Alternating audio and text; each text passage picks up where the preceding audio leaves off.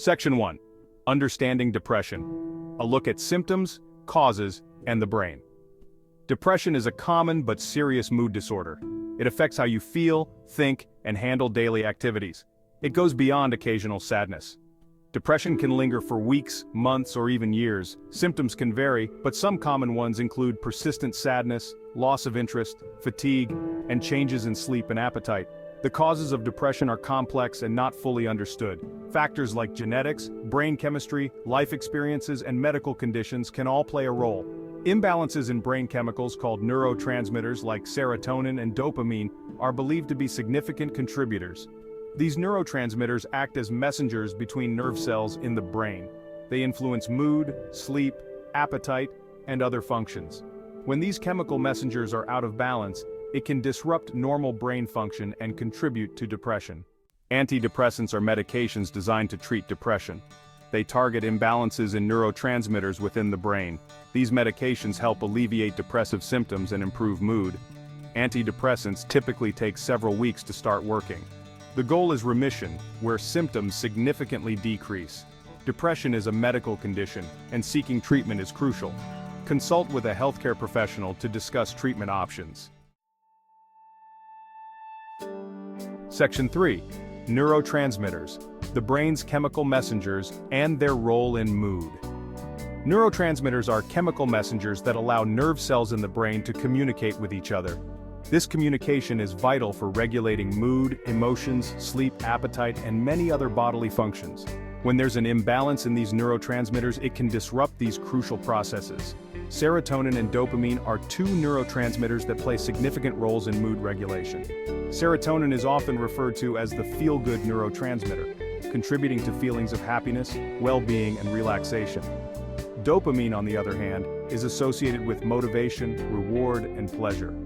In depression, the levels of these neurotransmitters can become dysregulated. There might be a deficiency of serotonin or dopamine, or the brain might not be utilizing these neurotransmitters effectively. This imbalance can lead to the persistent sadness, loss of interest, and other symptoms characteristic of depression. Understanding the role of neurotransmitters is essential for comprehending how antidepressants work. These medications target the specific neurotransmitters involved in mood regulation, aiming to restore balance and improve communication between nerve cells in the brain. Section 4. How antidepressants work. Restoring balance in the brain. Antidepressants primarily work by increasing the levels of certain neurotransmitters in the brain, particularly serotonin and norepinephrine. They achieve this by interfering with the reabsorption process of these neurotransmitters. Imagine neurotransmitters as messages passed between nerve cells. When a message is sent, it's released into the space between these cells, called the synapse. Afterward, the sending cell reabsorbs the neurotransmitter, like retrieving a sent letter. Antidepressants block this reabsorption, making more of the neurotransmitter available in the synapse. This increased availability of serotonin and norepinephrine in the synapse amplifies their effects, promoting better communication between nerve cells. Over time, this can lead to improvements in mood, sleep, appetite, and other functions affected by depression. It's important to note that antidepressants don't create happiness artificially. Instead, they help restore the brain's natural balance, allowing it to function more effectively and regulate mood more efficiently. Section 5. Selective serotonin reuptake inhibitors, or SSRIs, a closer look. SSRIs are a widely prescribed class of antidepressants. They target serotonin reuptake in the brain. By blocking reabsorption, SSRIs increase serotonin levels, enhancing mood. SSRIs are often the first-line treatment for depression. They also treat anxiety, OCD, and PTSD. Examples include fluoxetine, Prozac, sertraline, Zoloft, paroxetine, Paxil, citalopram, Celexa, and escitalopram, Lexapro. SSRIs have revolutionized mental health treatment. They improve the quality of life for countless individuals. Section 6. Serotonin norepinephrine reuptake inhibitors, or SNRIs, another avenue for treatment. SNRIs are another class of antidepressants that work by increasing the levels of both serotonin and norepinephrine in the brain. They achieve this by inhibiting the reuptake of these neurotransmitters, making them more available in the synapses to enhance their effects. SNRIs are often prescribed when SSRIs haven't been effective or when a person experiences both depression and chronic pain. These medications can be beneficial for conditions like major depressive disorder, generalized anxiety disorder, and neuropathic pain. Some commonly prescribed SNRIs include venlafaxine, known as Effexor, often used for depression, anxiety disorders, and panic disorder. Duloxetine or Cymbalta, frequently prescribed for depression, anxiety disorders, and chronic pain conditions like fibromyalgia and diabetic neuropathy. Desvenlafaxine, known as Pristiq, a newer SNRI used for major depressive disorder. The choice between SSRIs and SNRIs depends on individual factors, such as the specific condition being treated, the presence of co-occurring disorders, potential side effects, and patient preference. Section 7. Tricyclic antidepressants and MAOIs. Older medications with specific uses. Tricyclic antidepressants or TCAs and monoamine oxidase inhibitors or MAOIs are older classes of antidepressants that were widely used before the introduction of SSRIs and SNRIs. While effective, they are less commonly prescribed today due to their potential for more significant side effects and interactions with other medications and certain foods. TCAs work by blocking the reuptake of both serotonin and norepinephrine, similar to SNRIs.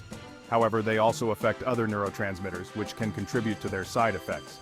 Examples of TCAs include amitriptyline, known as Elavil, and imipramine, known as tofranil. MAOIs, on the other hand, work by inhibiting the enzyme monoamine oxidase, which breaks down neurotransmitters like serotonin, norepinephrine, and dopamine. This inhibition leads to increased levels of these neurotransmitters in the brain. Examples of MAOIs include phenelzine, known as Nardil, and tranylcypromine, known as Parnate. While TCAs and MAOIs are effective for some individuals, their use requires careful monitoring by a healthcare professional due to potential interactions and side effects. Section 8. Navigating side effects. Understanding the potential impacts of antidepressants. While antidepressants can be highly effective in treating depression, it's essential to be aware of potential side effects. These side effects vary depending on the specific medication, individual sensitivity, and dosage.